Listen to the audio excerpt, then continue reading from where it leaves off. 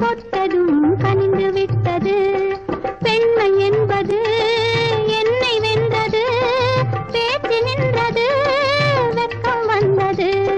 பெண்மை என்பது என்னை வென்றது, பேச்சு நின்றது, வெட்கம் வந்தது. ஏதோ ஏதோ ஏதோ ஒரு மயக்கம், அது எப்படி எப்படி எப்படி வந்தது எனக்கும்.